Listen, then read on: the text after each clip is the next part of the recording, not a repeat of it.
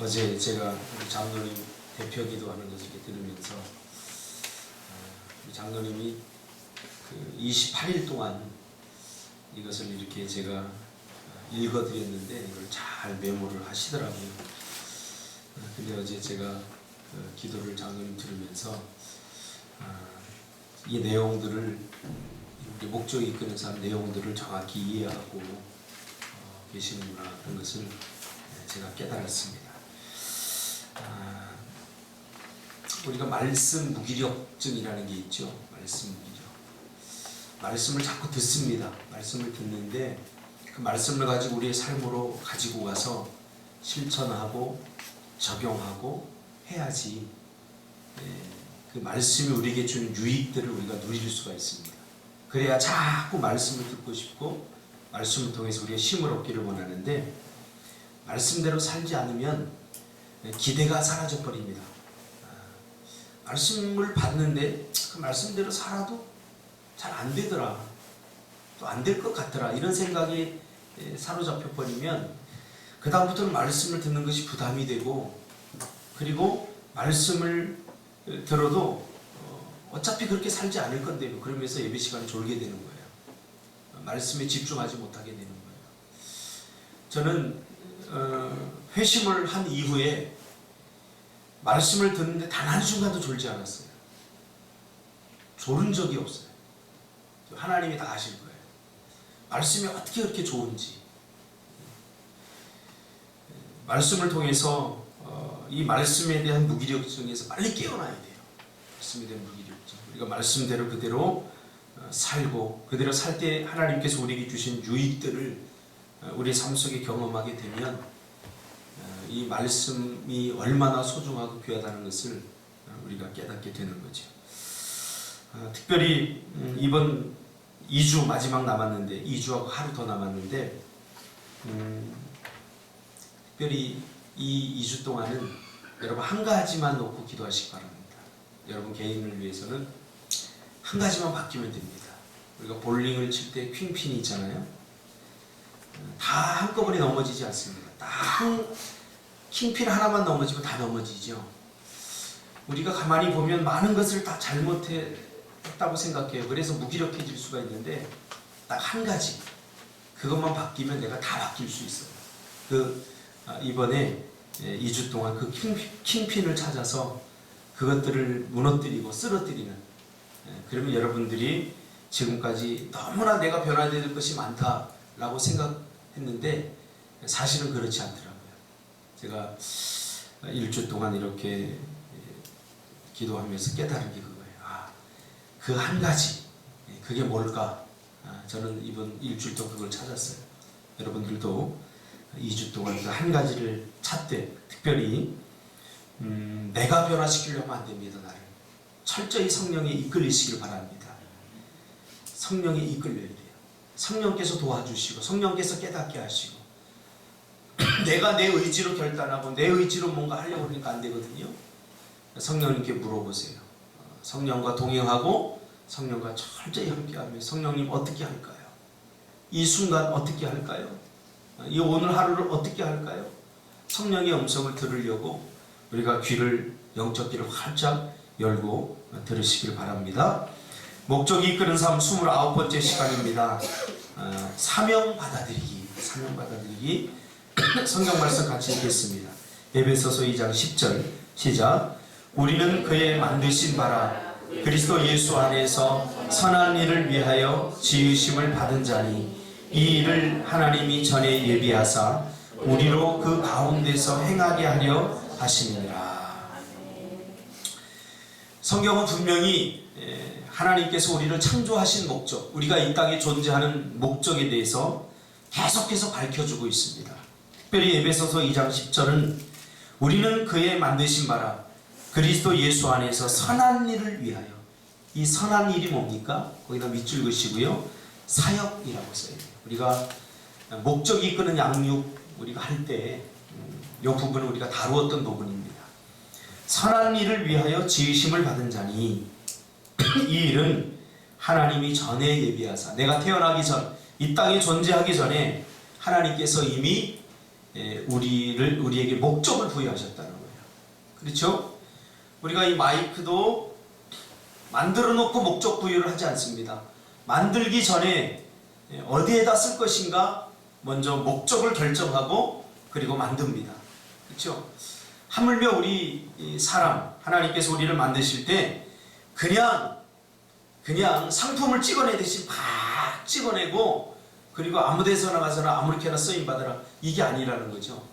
이미 하나님께서 나를 만드실 때, 나를 만드시기 전에, 이 땅에 보내시기 전에 이미 하나님께서 나를 어떻게 쓰실 것인가에 대한 분명한 목적을 부여하셨다는 거죠. 그렇죠? 그리고 우리를 지었다는 거예요. 그러므로 여러분들은 우연히 만들어진 존재가 아님을 우리 지금까지 계속해서 살펴보았습니다. 하나님께서 우리를 만드신 것은 선한 일을 하게 하기 위해서, 다시 말하면 사역을 하게 하기 위해서 우리를 이 땅에 존재케 하셨다는 겁니다. 우리는 무엇인가에 기여하기 위해서 지음받은 존재다. 기여하기 위해서. 이것이 우리의 삶을 향한 하나님의 네 번째 큰 목적. 우리가 지금까지 세 번째 큰 주제를 가지고 목적 이끄는 삶을 우리가 해나갔는데, 이번에는 그 마지막 네 번째 목적입니다. 이것은 우리의 사역 혹은 섬김이라 불린다. 예수님도 이 땅에 오시면서 자신이 왜 왔는지, 무엇 때문에 왔는지 분명히 이 땅에 자신이 온 목적을 밝혔어요. 나는 섬기러 왔다. 섬김을 받으러 온 것이 아니라 섬기러 왔다. 그렇죠? 그래서 사역과 섬김은 같은 말이에요. 우리가 지난 제주 선교 때 이 문제 갖고 우리가 열띤 토론을 하지 않았습니까? 사역. 그 사역의 가장 중요한 핵심은 섬기는 거다는 거죠. 우리가 무슨 일을 하든지, 저는 목사로서 여러분들에게 말씀으로 섬기는 거예요. 설교를 통해서 여러분을 섬기는 거예요. 그게 말씀 사역자가 할 일이죠. 여러분은 교회에서 각자의 직분이 주어졌고 또 각자의 역할이 주어졌어요. 그것을 통해서 섬기는 거죠. 주일학교 교사는 주일학교 교사로서 섬기는 거예요. 이게 바로 하나님께서 우리에게 주신 사역이라는 거죠. 우리는 하나님을 섬기기 위해 지음받았다. 그럼 하나님을 우리가 섬기기 위해 지음받았는데 구체적으로 어떻게 섬길 것인가? 주님이 분명히 우리에게 말씀해 주셨죠. 그 답을, 우리가 다른 사람을 섬길 때마다 실제로 우리는 하나님을 섬기는 것이고, 하나님 섬김은, 하나님 사랑은 곧 이웃 사랑으로 나타납니다. 그렇죠? 하나님을 사랑한다고 하면서 이웃을 사랑하지 않는 것은 하나님을 사랑하지 않는 것입니다. 예수님이 마태복음 5장에서 복음서에서 분명히 밝히고 있는 거죠. 그래서 우리가 하나님을 섬기는 것은 곧 우리 이웃을 섬기는 것이고, 하나님께서 우리에게 하라고 주신 역할, 사역을 통해서 섬기게 되는 거죠. 우리는 하나님이 우리를 만드신 목적대로 살고 있는 것이다. 그럴 때 우리는 하나님이 우리를 만드신 목적대로 살고 있는 것이다. 우리는 하나님을 섬기기 위해 구원받았다. 우리는 섬김을 통해 구원받은 것이 아니라 섬김을 위해 구원받았다. 이 의미를 아시죠? 섬김을 통해, 섬김이 구원의 조건이 아니라는 거예요. 섬김이 구원의 조건이 아니라 이미 우리는 구원받았어요. 구원받은 것은 왜 구원받았느냐? 섬기기 위해서 구원받았다는 거예요. 그래 섬김을 통해 구원을 받는 것이 아니라 이미 구원받았어요. 왜? 섬기기 위해서 하나님께서 우리를 구원해 주셨다는 거죠. 하나님 나라에서 우리만의 위치, 목적, 역할, 기능이 있고, 하나님 나라에서는 우리만의 위치가 있고, 그리고 목적이 있고, 역할이 있고, 기능이 다 있습니다. 기능이 있고, 이것을 감당할 때 우리의 삶은 의미와 가치를 가지게 된다. 그렇죠? 교회에도 각자의 직분이 있고 그 직분은 곧 우리의 역할이 되는 거죠. 하나님께서 우리에게 모든 것을 전부를 다라고 부르시지 않았어요. 나에게 주신 그 한 가지 그 목적, 그것이 굉장히 중요합니다. 그래서 제가 보니까 한 가지를 잘하는 사람은 다른 것도 잘해요. 한 가지, 뭔가 한 가지를 잘해본 사람은 그 다음 것도 잘하더라고요. 근데 한 가지를 잘못해본 사람은 나머지도 다 못하더라고요. 왜 그러냐? 한 가지를 잘해보지 못했기 때문에 잘하는 것이 무엇인지 잘 의미를 모르기 때문에 그래요. 그래서 우리는 한 가지를 제대로 한번 해봐야 돼요. 우리 교회에서도 여러 가지 역할을 주잖아요. 역할을 주는데 잘하는 사람들이 계속 잘해요. 왜 그러냐면 잘하는 것이 무엇인지 알기 때문에 다른 것을 할 때도 이렇게 하면 되는구나. 그것을 이미 깨달은 사람들이죠. 그렇죠?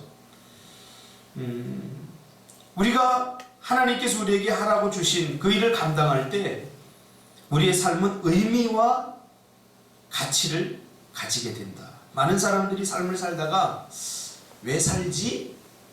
무엇 때문에 살지? 하는 궁극적인 질문을 갖게 됩니다. 마음속으로. 그게 무슨 질문이죠? 의미와 가치를 묻는 질문이죠. 왜 우리가 살지? 지금은 여러분 내가 무엇 때문에 무엇을 하느라고 바빠서 이런 생각을 못할 수도 있어요. 그러나 우리 인간은 궁극적으로 이 질문 앞에 다 서게 됩니다. 왜 살지 인간이? 왜 살지? 그러면서 우리가 목적을 찾아가게 되는 거죠. 그래서 우리가 예수를 믿고 회심하게 될 때 누구나 이 질문 앞에 다 서게 되는 거예요. 우리가 그냥 아무 생각 없이 다 예수 믿어야지 그런 사람 없어요.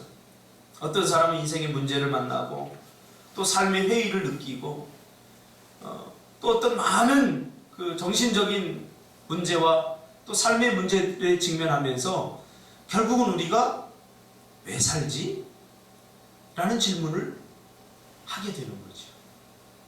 이게 무슨 질문이에요? 삶의 의미와 가치에 대한 질문이죠. 왜 우리가 결혼하고 왜 아이를 낳고 어떤 사람은 결혼을 하고 이렇게 아이를 낳고서 산후 우울증에 걸려가지고 고통을 당해요.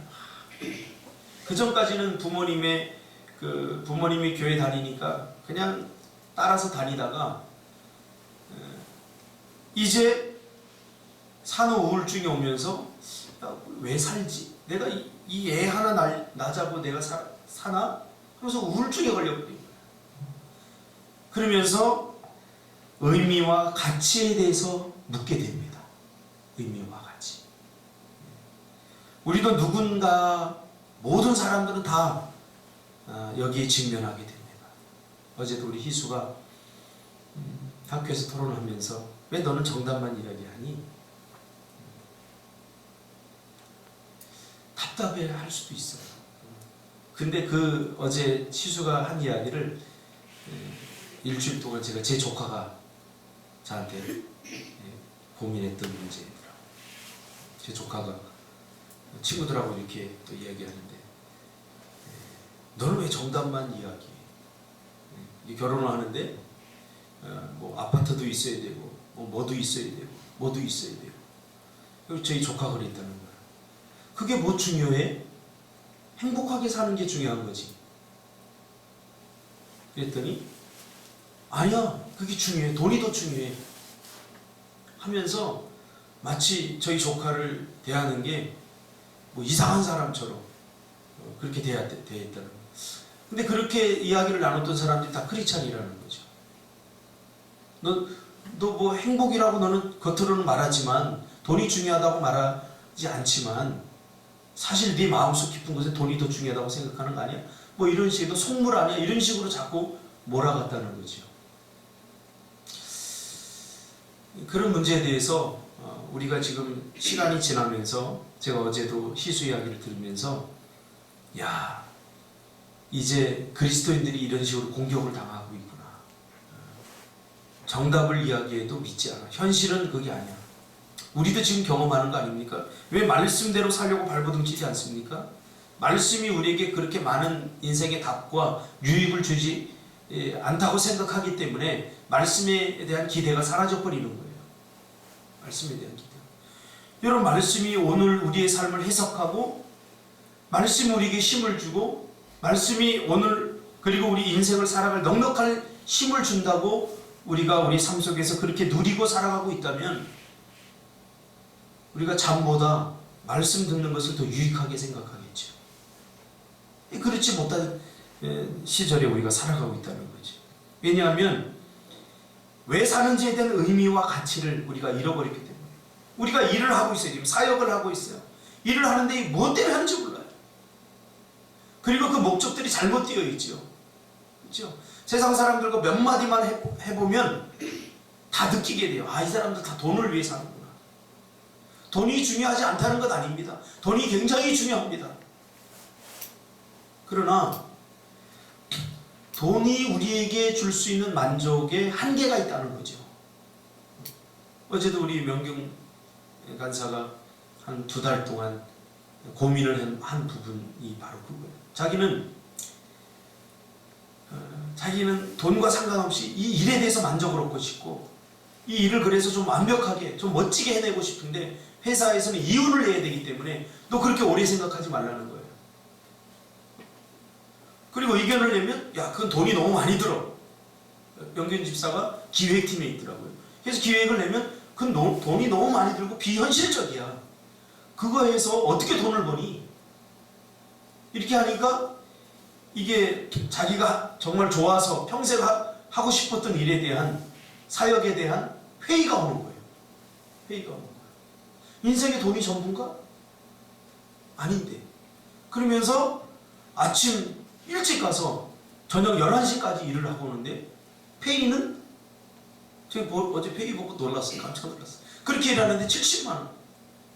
어떨 때 100만 원. 그렇게 받는다는 거예요. 바꿔서 생각해보면 우리 돈이 목적이면 일이야 어쨌든 돈만 많이 주면 돼 하고 만족하고 살아갈 수 있어요. 세상 사람들은 다 그렇게 살아가고 있는 것 같아요. 제가 볼 때. 일의 만족이 뭐가 중요해? 어떤 일을 하든 돈만 많이 받으면 돼? 그런 사람들은요, 내가 무슨 일을 하든지 어떤 일을 하든지 별로 신경 안 써요. 돈만 벌고 사는 거죠. 돈이 그 모든 것들을 다 보상해 준다고 믿으니까. 그러나 어느 순간이 되면 돈이 보상해주지 못하는 부분이 생긴다는 거죠. 그때는 이미 우리는 너무 많은 길을 와버린 거죠. 그러기 전에 우리가 삶의 의미와 가치를 분명하게 깨달아야 된다는 겁니다. 제가 미얀마에 가서도 깨달은 게 있습니다. 한국에서 기업을 하던 많은 사람들이, 성공한 사람들이 그 미얀마로 가서 다시 노년에 새로운 삶을 하고 있어요. 대부분 봉사를 해요. 우리가 게스트하우스를 쓰는 그분도 한국에서 성공을 한 분이에요. 돈이 주는 만족의 한계를 느낀 거죠. 그래서 거기 가서 고아원을 설립하고 그 고아들을 모아다가 그들에게 봉사하고 그 사역을 하면서 만족을 느끼고 있는 거죠. 그런 분들이 미얀마에만 있는 게 아니라 베트남 쪽에도 있고 전 세계적으로 한국이 경제가 이렇게 확 올라가면서 많은 돈들을 벌었어요. 그러나 인생을 이제 얼마 남겨두지 않고 그들은 의미와 가치의 문제에 부딪히게 된 거죠. 내가 뭐 때문에 돈을 벌었지? 우리는 지금 돈이 없으니까 돈을 벌어야 돼요. 그래서 그 목적만 보고 돈 벌려고 오늘 하루 일하고 이틀 일하고 그걸 달려가요. 그러다 보면 어느 순간 내 인생의 종점에 도달하게 돼요. 그럼 내가 뭐 했지? 아무것도 남는 게 없다는 거죠. 이것이 오늘 우리 그리스도인들, 특별히 현대인들이 겪고 있는 의미에 대한 문제입니다. 사원 집사가 옛날에 회사를 딱 들어가고 나서 한테 한 얘기가 있어요. 마치 기계 같다고. 아침에 눈 뜨면 회사 가고 또 와서 너무 피곤하고 지쳐서 자고. 이게 뭐 하는지 모르겠다는 거죠. 이 의미와 가치의 문제에 대해서 우리가 분명히 깨달아야 됩니다. 왜 우리가 이 땅에 살아가고 있는지. 우리는 하나님을 섬기기 위해 부름받았습니다. 할렐루야. 우리는 하나님을 섬기기 위해 부름받았습니다. 하나님이 우리에게 주신 능력으로 다른 사람을 도울 때 우리는 하나님이 우리를 부르신 그 목적을 이루고 있는 것입니다. 섬김이죠. 우리는 왜 그러면 섬김이란 말이 어려우면 쉽게 말하면 돕는 거예요. 다른 사람을 돕는 거예요. 어떻게 도울 것인가? 하나님이 우리에게 주신 재능, 달란트, 나만이 할 수 있는 것, 그것으로 돕는 거죠. 우리가 그렇게 다른 사람을 도울 때 우리는 곧 그 사람을 돕는 것이 아니라 하나님을 섬기고 있는 것입니다. 우리는 하나님을 섬기라는 명령을 받았다. 섬김은 크리스찬의 삶의 핵심이다. 핵심이 뭡니까? 전부라는 거예요. 우리 그리스도인의 삶의 이유와 존재의 목적, 우리 크리스찬의 삶의 핵심, 그것은 섬기는 거예요. 그러므로 여러분, 돈을 버는 목적도 부를 축적하기 위한 것이 아니라 섬기기 위한 것으로 전환되어야 돼요. 그래야 우리가 니힐리즘, 허무주의에 빠지지 않게 됩니다. 돈을 벌어서 기껏 자기를 위해 써보세요. 별 만족이 없어요. 제가 우리 애기들, 우리 이미정 집사님 이번에 플리마켓 하면서 다람쥐통을 하나 갖고 왔길래 이 아이들이 강아지를 갖고 싶어요. 근데 우리가 강아지를 키울 형편은 안 돼요. 왜? 돈이 많이 들더라고요, 강아지가.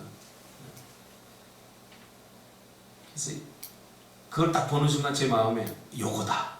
털도 많이 안 날리고, 그래서 다람쥐를 하나 많이 사줘야 되겠다. 그래서 그거를 이제 가져왔어요. 근데 그것도 쉽지 않아요. 다람쥐도 아무 데서나 팔지 않더라고요. 그래서 다람쥐를 사려고 하는데 이게 만만치가 않아요. 그래서 햄스터로 바꿨어요. 할렐루야. 햄스터 3,000원짜리를 이렇게 사줬는데 얼마나 기뻐하는지 몰라요.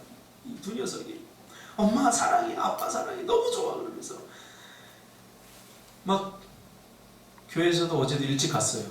햄스터 밥 준다고. 그 아이들은 햄스터 한 마리만 가지고도 행복해 하는데 우리는 햄스터 한 마리 가지고는 절대 행복할 수 없는 그런 존재들이 되어버렸죠.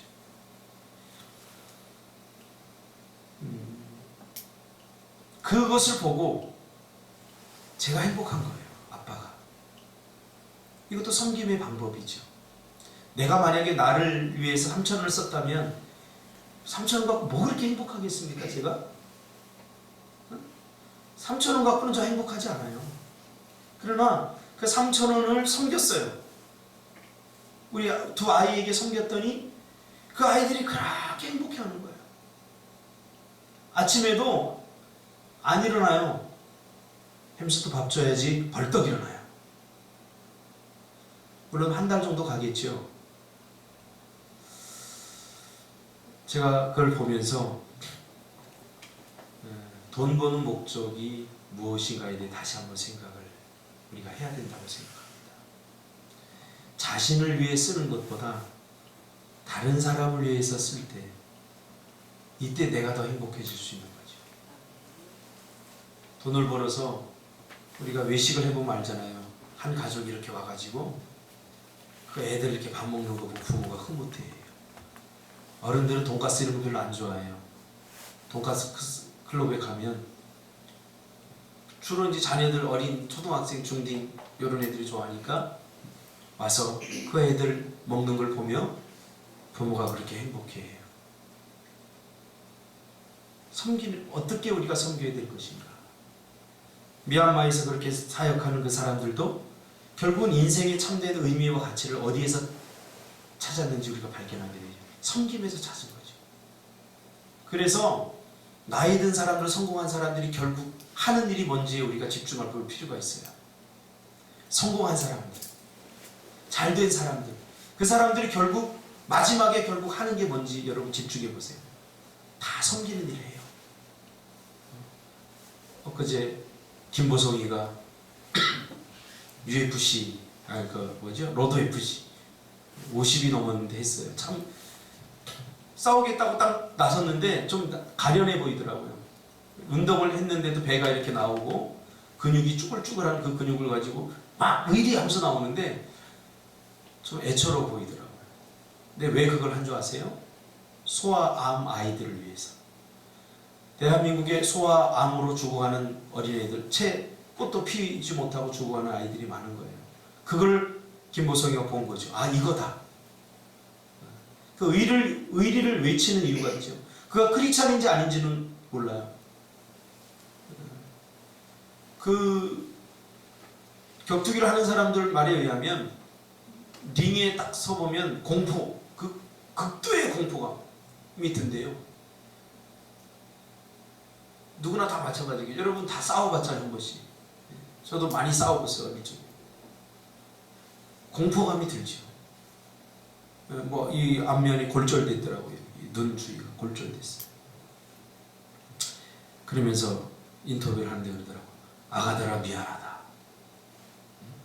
아저씨가 꼭 이겨서 너희들에게 더 큰 희망을 줬어야 되는데 내가 져서 미안하다. 아가들아 미안하다. 울먹이더라고요. 물론 그게 어떤 로드 FC에서는 어떤 상술로 다 그렇게 했을 수도 있고 여러 가지 있지만 그냥 우리가 순수하게 바라봤으면 좋겠어요. 김보성이가 그렇게 머리가 좋은 사람이 아니에요. 그냥 순수했던 것 같아요.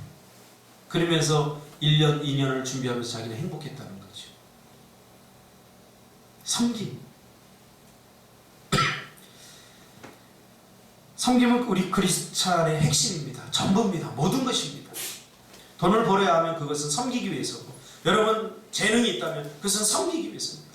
우리가 미얀마 가서도 섬기지 않습니까? 찬양을 통해서, 율동을 통해서 우리 현선이 찬양할 때는 감동받아요. 우리가 가진 걸로 섬기는 거예요.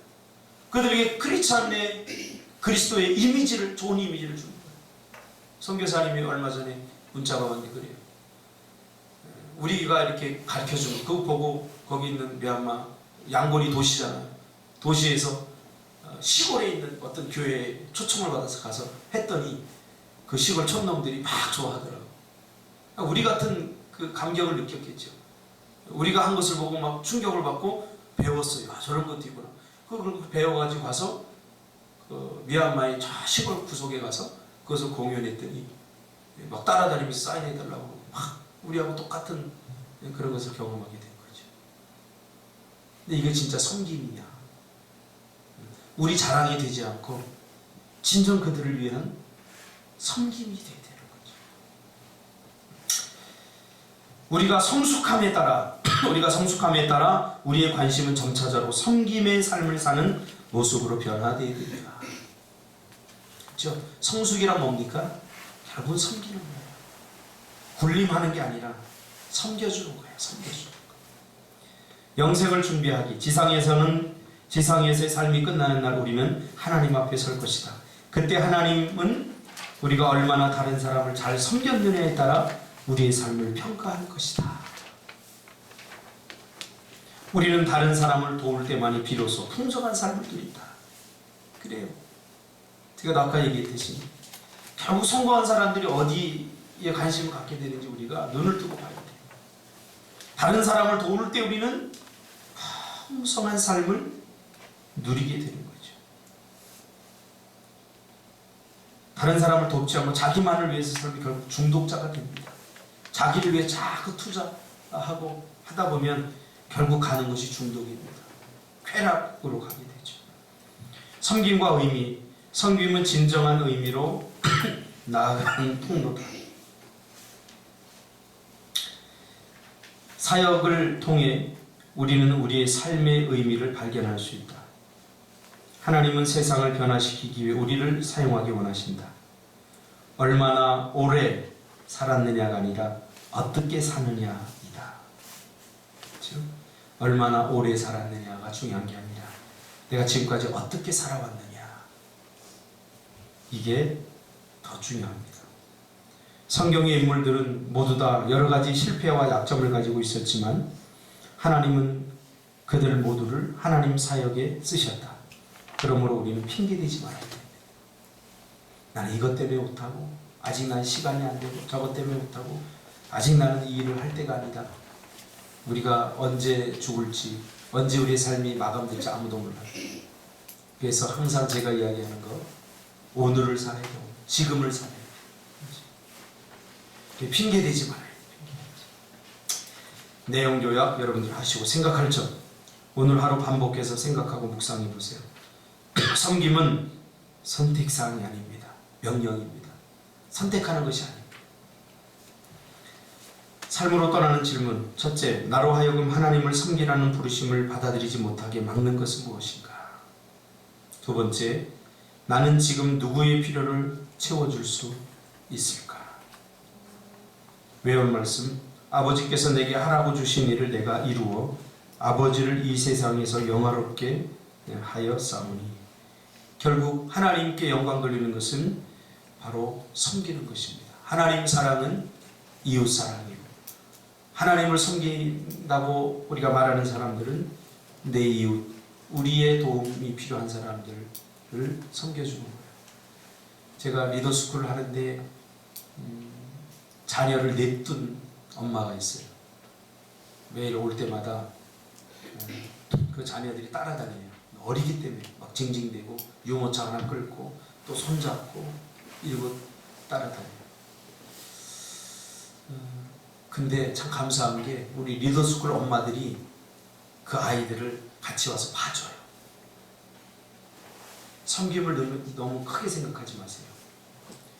며칠 전에 그 엄마하고 상담을 했는데 너무 자기는 감사하다는 거예요. 어디를 가려고 해도 아이들이 걸려서 어디를 가지 못해요. 그래서 내가 아니 저 엄마는 왜 매일 리더스쿨 하는데 왜 매일 오지? 매일 오지? 그렇게 생각했어요. 근데 그 시간이 자기에게 쉬는 시간이에요. 그 짧은 시간이지.